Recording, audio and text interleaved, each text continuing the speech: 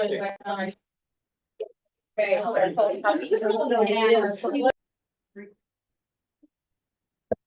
everyone. My name is Suzanne. I'm an alcoholic. Okay, so it's 11:15 and do I have until what, 11:55?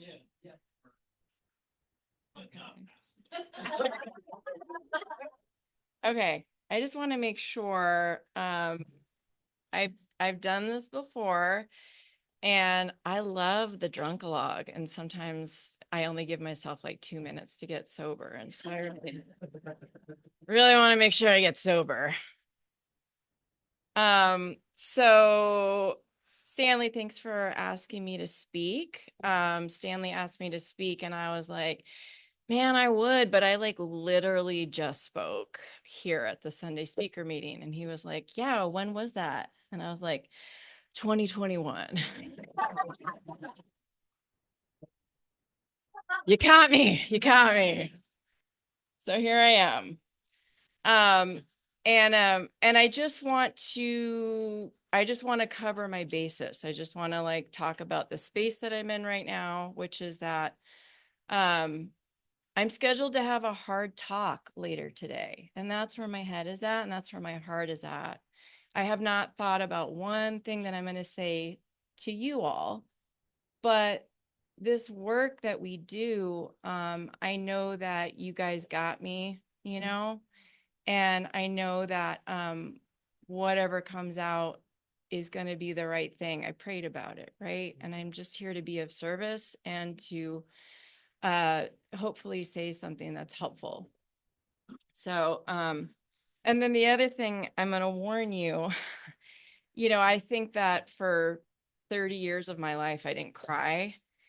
And in the last couple months, like the way that I visualize it is that I have this emotional bladder and I just like packed it and it was so full. And just in like the last couple months, it's like somebody just took a sword and just went shling and it's just out. And I'm a crier now, you guys.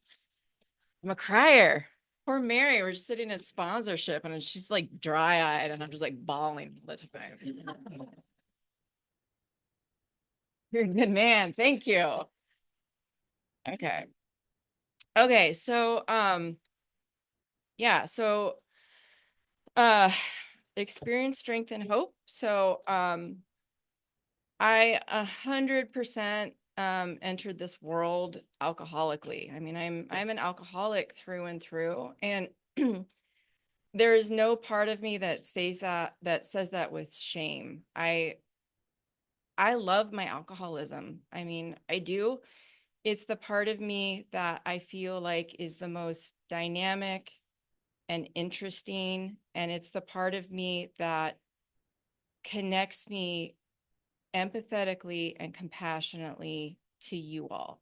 And so my work is to keep my alcoholism as close to me as possible without letting it run the show. And that's a hard ask. That's a hard task. And so I have to show up to meetings regularly. I really work my program hard because my little alcoholism is crazy. She's crazy and she is full of great ideas. I just got to vet that constantly, you know? So, what I remember about being a kid was that, so my background, I'm Hispanic. I'm from New Mexico. And the way that I talk about spirituality feels, not to say that we're not all having the same kind of spiritual experience, but when people talk about having a hard time with finding a God of their understanding, that was not hard for me. That was the first thing that I understood. I felt like even as a kid, I lived in a spiritual dimension and I only understood God.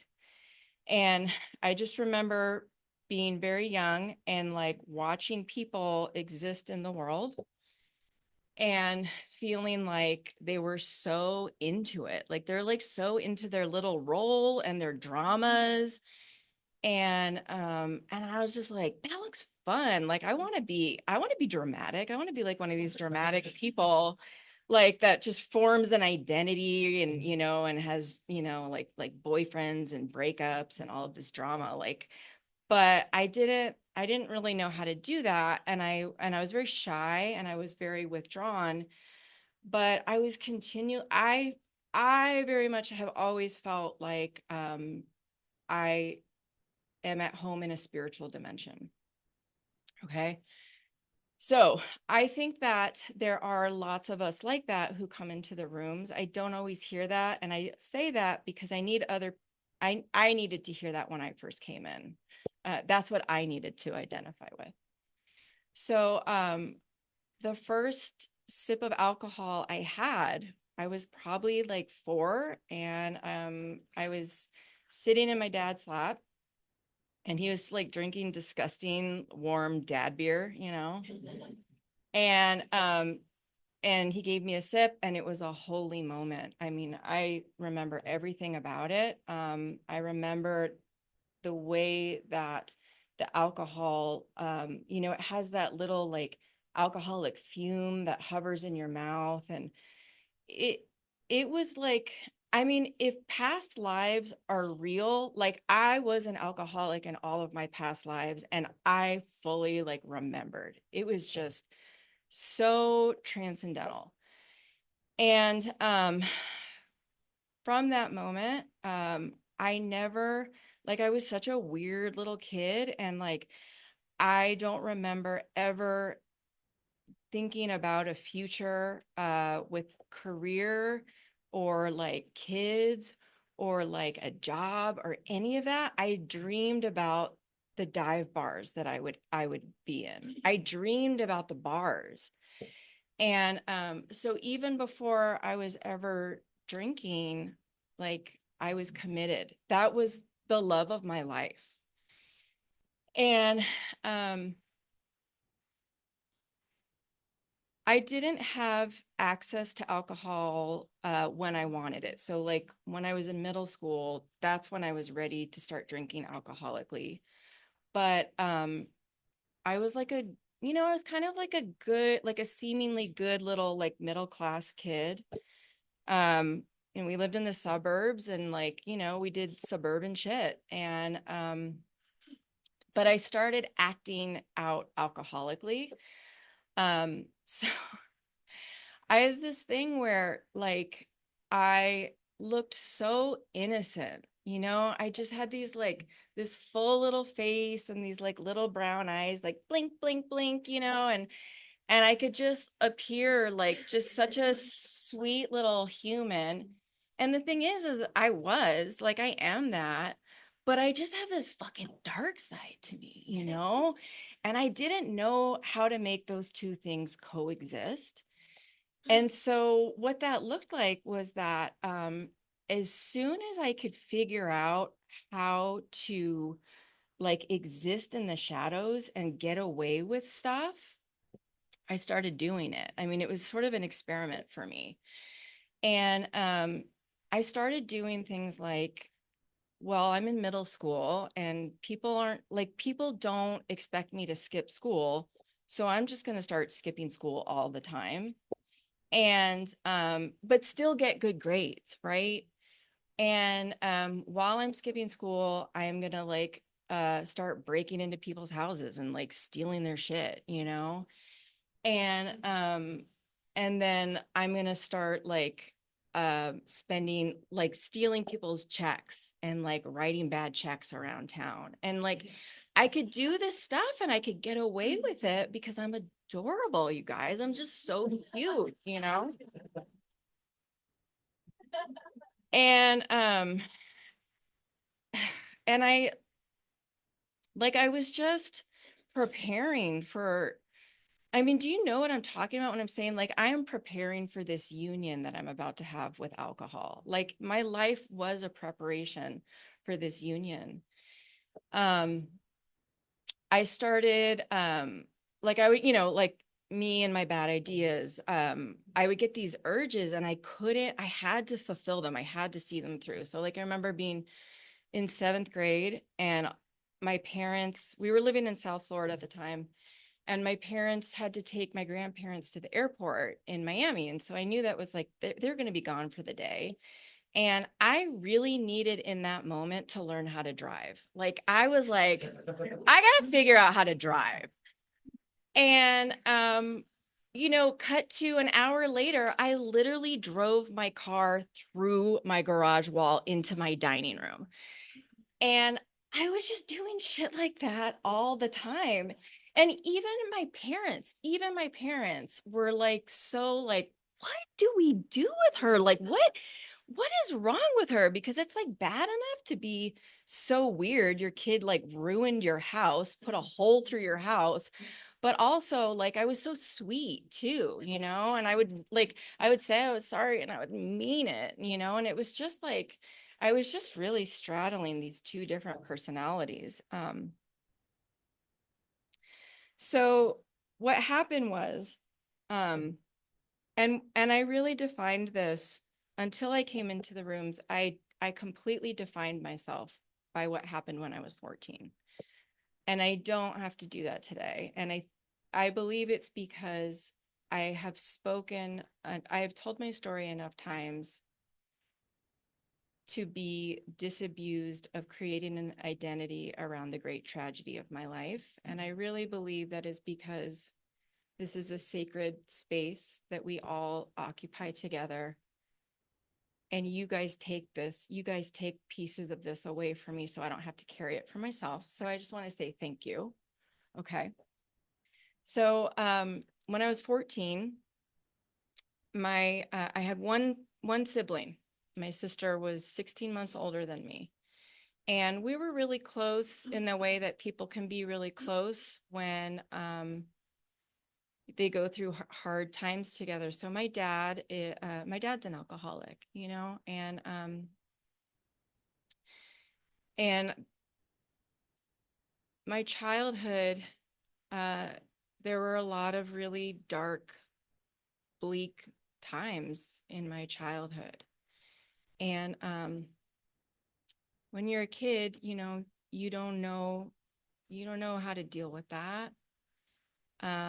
And you don't know that it's not your fault, right?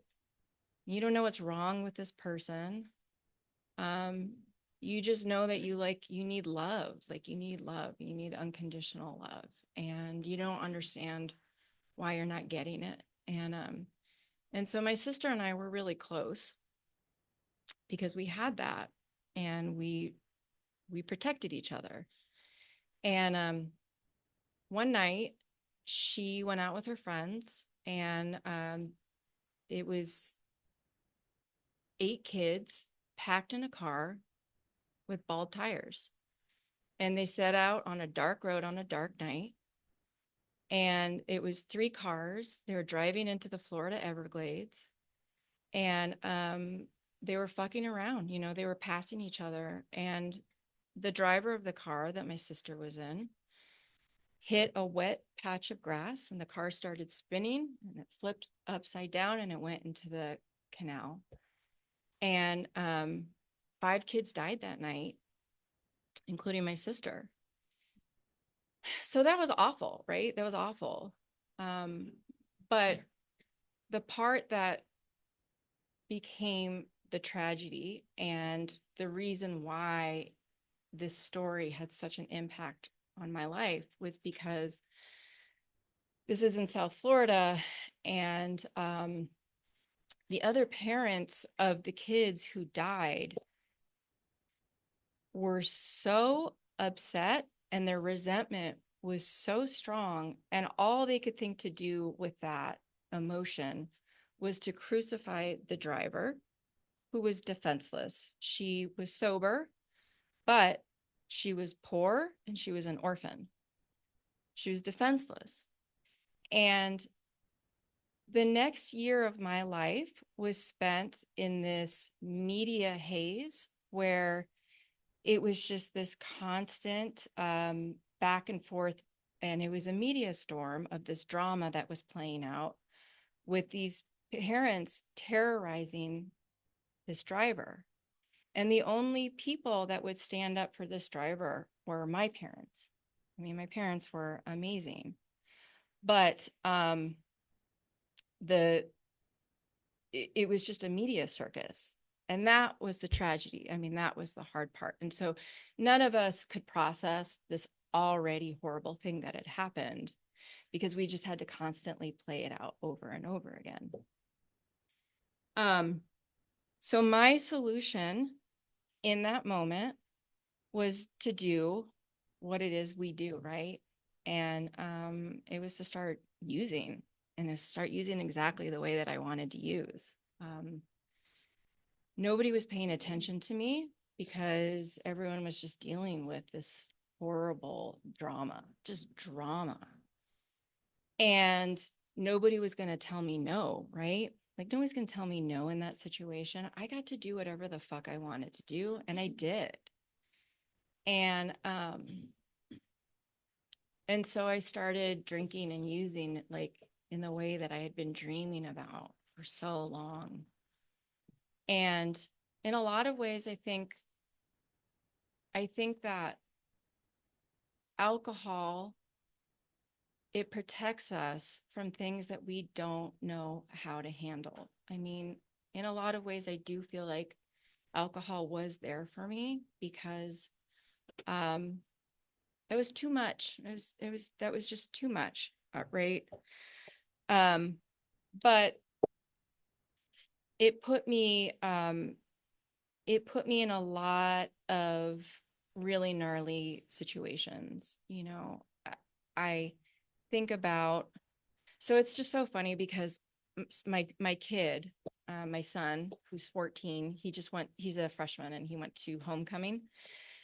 And he was telling me when I picked him up, he had the best time. And he was telling me when I picked him up that one of his friends, he's in band and he has like all the band friends, right? And one of his friends was like, you know, this guy is like a junior, and he was like, Hurley, are you ready for the after party? That's the best part of homecoming. And my son was like, dude, I'm a freshman. Like, I'm not going to an after party. And I just was like, what? Oh, like when I was a freshman, I was at every after party, right? I was doing keg stands at the after party. Like, you have some weird pill you found in your pocket, give it to me. You know, like that was just the joy of being a freshman for me. And so that is really how I spent that year. It was just it was an initiation into this love affair. So I think what else that I want to say about that is um, a lot of the friends. Oh, I know what I want to say about that. Okay. So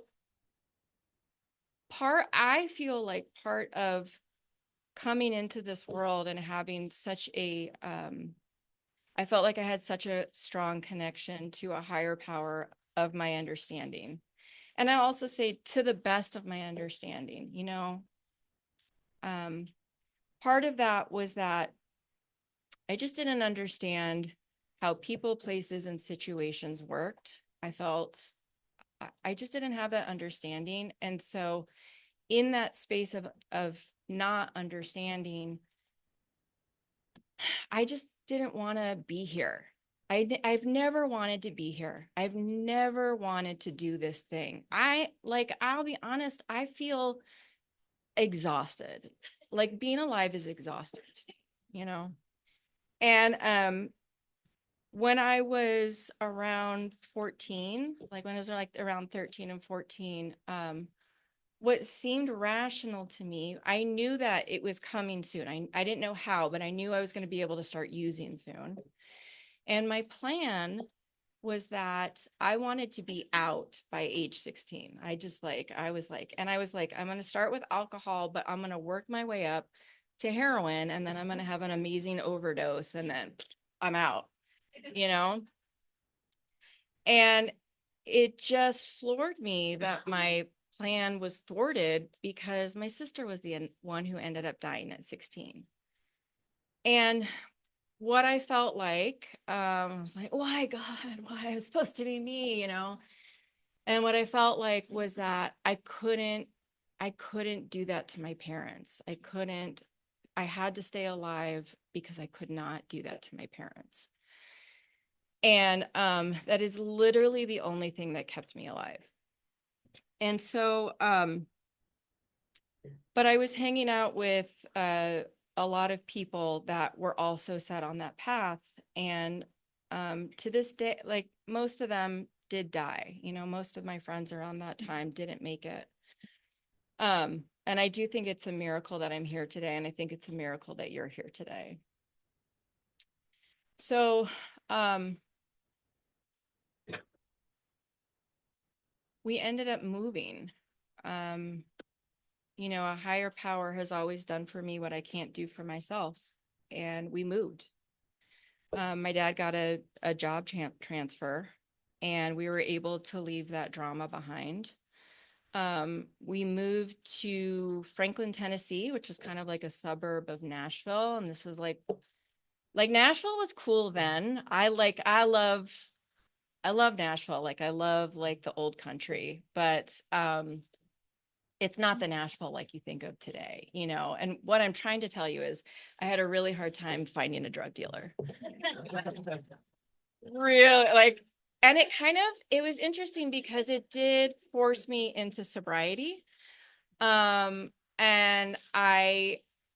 it wasn't full-time sobriety, but it was just like I just couldn't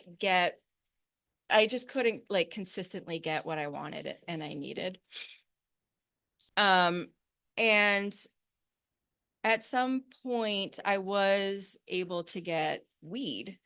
And you know, I know this is a meeting of Alcoholics Anonymous, but this is an important part of my story because I will tell you that I will use anything and everything so that I can feel differently. And I was high as balls all the time. Just soon as I woke up, and I would smoke insane quantities. And I bring that up because that does come back later in my story.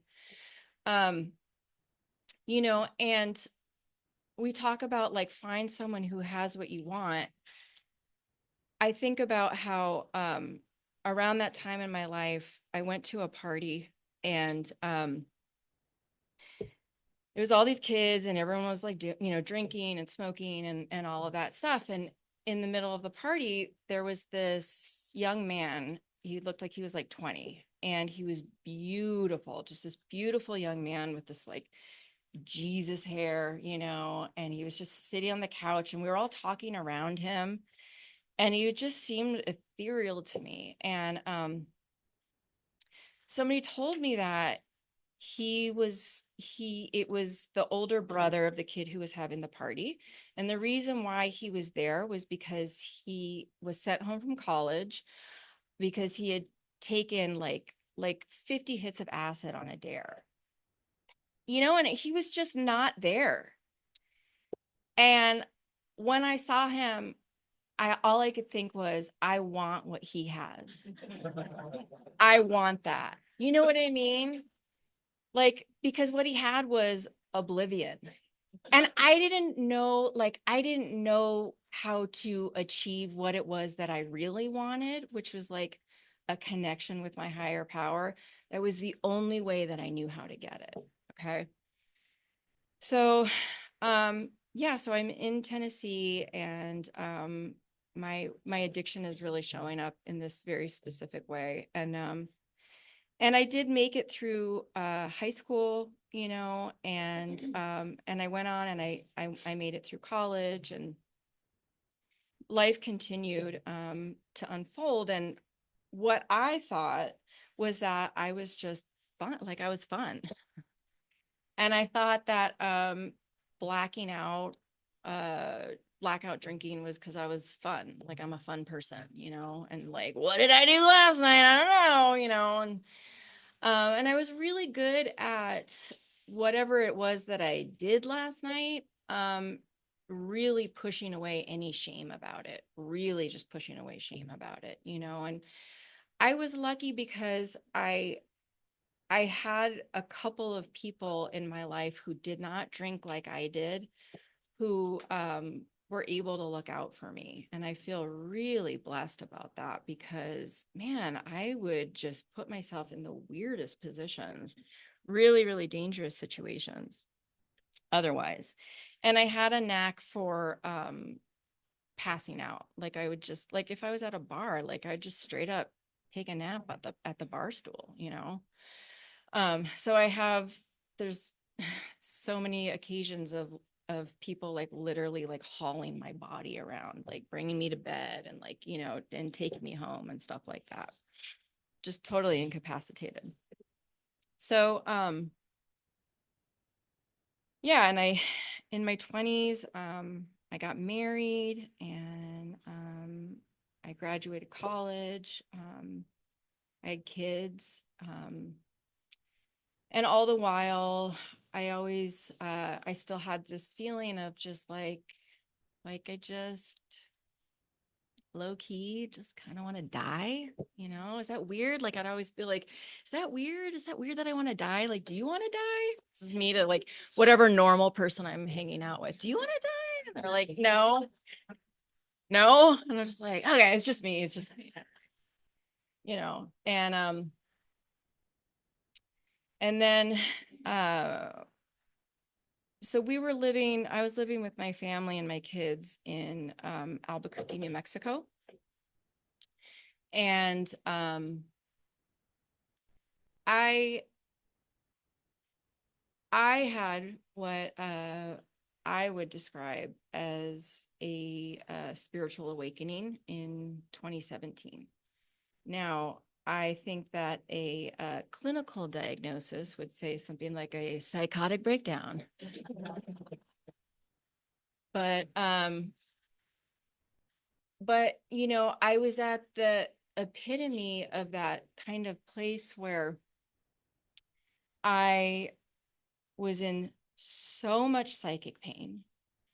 I was drinking in this way that had become completely uncontrollable, and I did all those things that we talk about, right? Where it's like you switch up what you're drinking and you say like I'm only going to drink on Monday, Wednesdays and Fridays or whatever, and then you just continually watch yourself not do any of those things. um I would try and just drink like those stupid White Claws. And then, of course, the vodka comes out, and you're pouring the vodka in the White Claw. And then you're like, fuck the White Claw. And it's just back to vodka. I just love vodka. And I could drink like a fish. Oh my God, I could drink so much. And I'm so secretive. I'm just a secretive little person. And I didn't want people to know how much I was drinking. And so one of the ways that I could control that was to make my body as like sensitive as possible to alcohol so that I was actually drinking less. And so, okay, well, I'm going to stop eating. Like if I don't eat, then it's going to hit harder. Okay. And then that's not enough. And so I was always like training for a run. I was always like doing these big runs. And so I would like go do like a mountain run for hours and come in, and it'd be like 10 in the morning, and then I felt like it was like justifiable to grab a beer and take my beer to the shower. I love to shower beer. And so I was just doing all of these like acrobatics just to be able to drink in a way that wouldn't alarm other people, but like scratch this itch that I had. And then at some point, well, what happened was, so going back to the reason why I was talking about like my enormous weed habit was, I was doing all of that and my brain was still forming. It's just like this new forming brain. And when I was like right around that time, this psychotic breakdown that I had, what it felt like was I thought that I was schizophrenic. Okay. So I was just in and out of psychosis constantly. And I felt like I felt like God was talking to me constantly. And the thing is like this is a spiritual program. I'm not going to tell you that God wasn't talking to me. I think God does. I think God was talking to me, but um I would see like piles of trash and it felt like a message to me from God, and it was so intense, and what I understand now is like that is just one of the repercussions of when you're so young and you're just inundating your poor, still forming brain with drugs and alcohol. Sometimes there are reverberations of that later in life, particularly if you are going under stressful situations. And I believe that what part of that stressful situation was is that that splitting of the self was just so intense for me, right? So me and my alcoholism, and we do not know how to coexist. I don't know how to be myself. I only know how to be like this person in this light, and then, in the shadows, secretively being this person over here. And so I was at a point in my life where that split, the tension from that split, it was just too much for me to bear. And just my brain just sort of snapped. And I had an experience that was incredibly profound. And what I will tell you all is that it felt like an initiation into hell. I feel like I understand what hell is like. And the easiest way to describe that is hell is a space where love doesn't exist, and it's that simple. And it took me that experience was just so powerful and overwhelming, and it took me years and years to sort of metabolize that experience and to understand that it was a gift and to learn how to work with it. And it took me a year after that to finally get into the rooms of AA, because I was so broken. I was so broken. And also the vodka bills were just piling up. And so I got into the rooms, and immediately when I went in, what I knew was that the promises had come true for my father, because my father had made it into the room 6 years before I did. And it's amazing to me because I had this story about like the tragedy of my life. I had this story about like, oh, poor me, and like you guys don't even know, like my dad's an alcoholic, and like whatever that story is, and that's real, right? But then my dad showed me the door, you know? And my dad and I are so close now. And we have our politics are opposite, our taste in so many things opposite.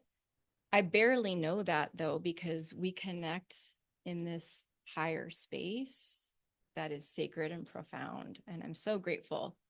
I'm so grateful for that. So yeah, so I made it. I knew where to go. I knew where to go because my dad had shown me. And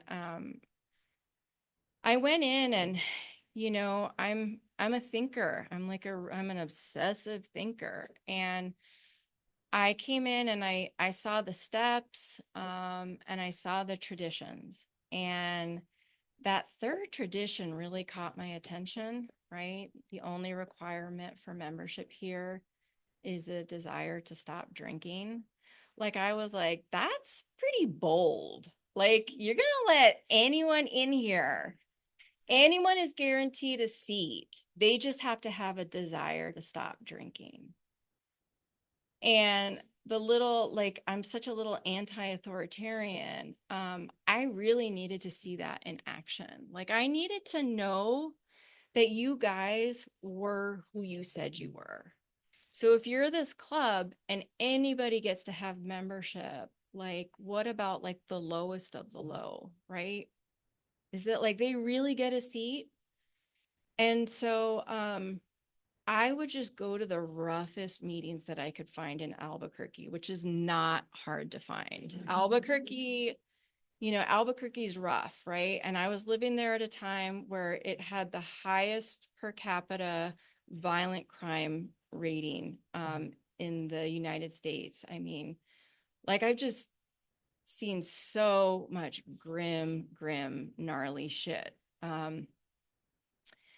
And I would go to these meetings and people like I would go to this one meeting where it was like the state run it was next to the state run facility, addictions treatment facility. And people like literally couldn't keep their pants on. Like people would like stand up and their pants would like fall off. Like it was rough. And man, and you guys just kept showing up and you kept saying, welcome, welcome, welcome. You have a seat here. And I needed to see that, right? I need to know that I can do the darkest shit and I can have really low experiences and I still have a seat here. I have to know that. And so that was very spiritually profound for me. And so and I would show up and it took me a little bit to get a sponsor. And, they say like when you go to meetings, like take the cotton out of your ears and put it in your mouth and just shut up. But like nobody gave me that memo and I just talked constantly. And and I just would just like say this like dark, weird stuff all the time. And you guys are so sweet. And you'd just be like, just keep coming back, Suzanne. Just keep coming back, And but I did get a sponsor. And I did the steps. And the first time I did them to the best of my ability. I had this story about myself where I was like, you know what? I'm kind of like a chill person. Like I don't actually have a lot of resentments. So I had like 6 things on my fourth step. And it's great because I did keep coming back. And what I realized is I'm not a chill person. I'm like keeping track of everything. And so, you guys were really patient with me. And the second time around, I moved to Montana and I found a local sponsor and I started to understand a bit more about how this program worked. And the second time around, my sponsor and I did a much more thorough, we did the steps much more thoroughly. So, including like, we got to the third step and we had that kind of awkward moment where we like held hands and got on our knees and said the third step prayer together. And I was like, I love this shit. I know this is weird. I love it. I love it. I'm so spiritual. I love this stuff. Like that's all I want to do is group prayer. I love it. I can feel it.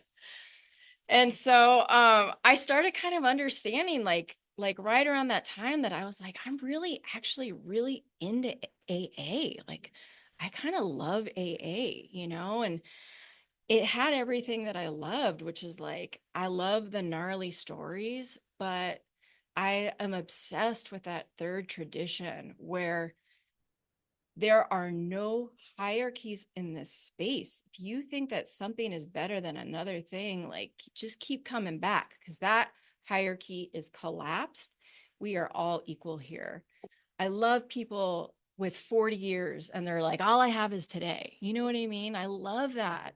And I love like sayings like, whoever woke up the earliest has the most sobriety. Like that is our value system here. And I didn't know that I needed a value system like that in order to show up and be the spiritual person that I am. Because when I don't have that value system, when I don't have that wisdom tradition, when I don't have that knowledge, I want to die. I don't want to be in the world otherwise, it's very, very painful otherwise.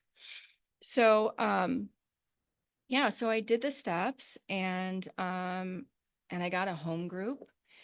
And then I developed some really big resentments towards that home group, which by the way, did not know they were my home group. And then I kept showing up, and COVID happened, and so I had an online home group for a while. And then at some point I understood like I needed to like go back into meetings and be with other people.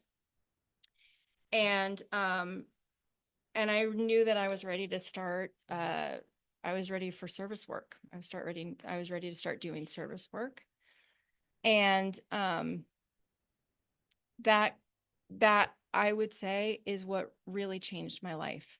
That is when I started to create a network where, you know, the book talks about that we need to create the fellowship that we crave. And for so long, I was like, well, I don't crave the fellowship, so it doesn't seem like applicable for me. Um, and I could not be more wrong. I do crave a fellowship. Um, I feel like part of the magic of AA, and it's a big part, it's a really big part, is that you know, we're going to continue to walk through this life, and we're going to continue to show up. You know I am. I'm sort of much more interested and invested in staying alive these days. And old patterns are going to come up, and they just become opportunities to have new experiences. And I continue to have new experiences one after another. And what it does is it, you know, it's healing me. Like it's healing my heart. And I have found that you all are the safest people for me to have this human experience with. And I just think about how um, I'm working a program. And so I understand that when I encounter people, places, and situations that I don't like, that that's actually my problem. Okay. So I like to say, like, you spot it, you got it is a religion. It's my religion. Okay. So I encounter people, places, and situations, and I find them disturbing. And it has nothing to do with them, and it has everything to do with me. And so I get to work my program around it, and I get to have a different experience. But what is profound is that when that is happening with another fellow, they also have a program, and they also get to figure out where they're the problem. And we continually get to have like safe encounters together. And that is why I feel like that importance of creating that fellowship is I mean, it's a piece of heaven on earth, you know, and it allows me to have this very full-hearted experience in this life.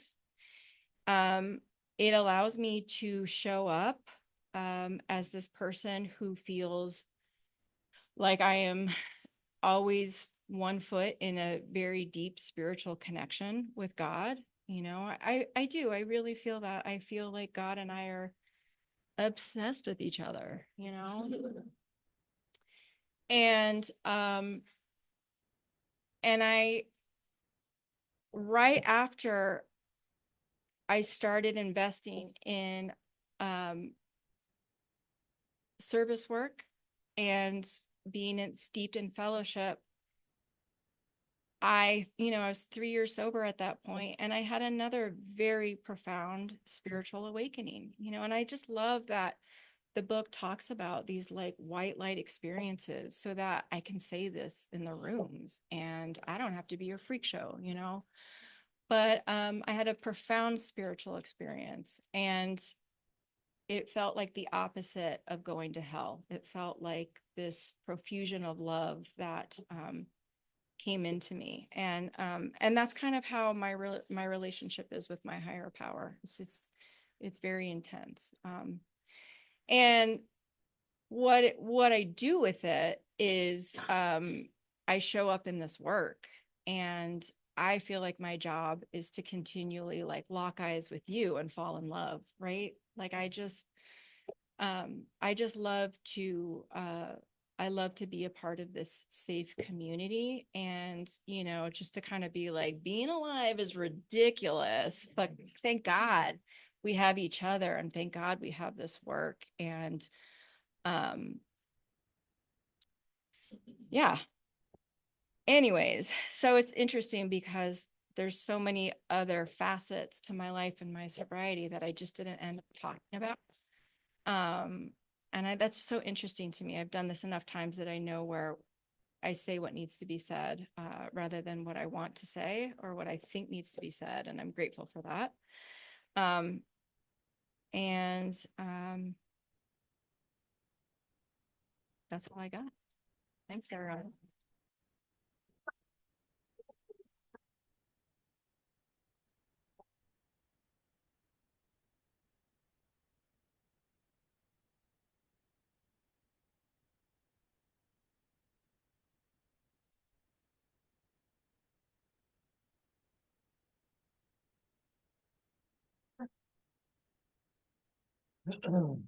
Thank you, Suzanne.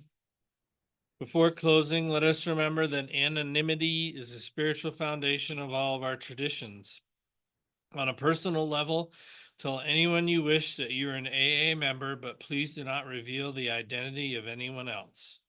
You can find an audio recording of this meeting and past speakers on our YouTube channel, which is @SundaySpeaker.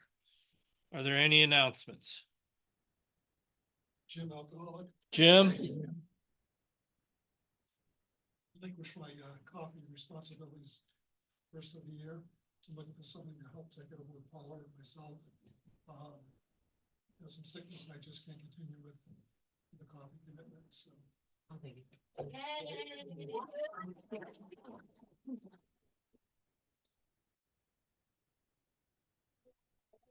Carly?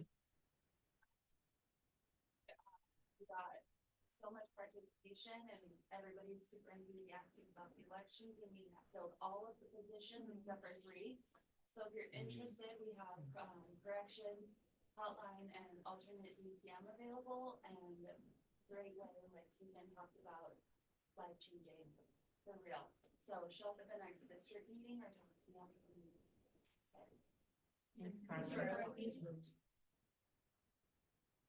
Oh, Heather Alcoholic, really quick. Heather? I announced this before, but for the women in the room, the women's meeting, Monday, Wednesday, Friday at the church downtown where the noon meeting is. I'm sorry, I can't remember the name. But the numbers, Zoom numbers have changed because it's a hybrid meeting. So if you're interested in those numbers, see me after the meeting.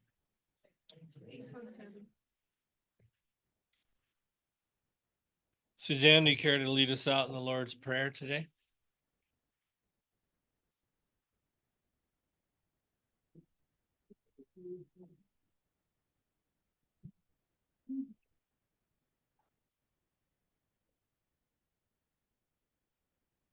Take a moment.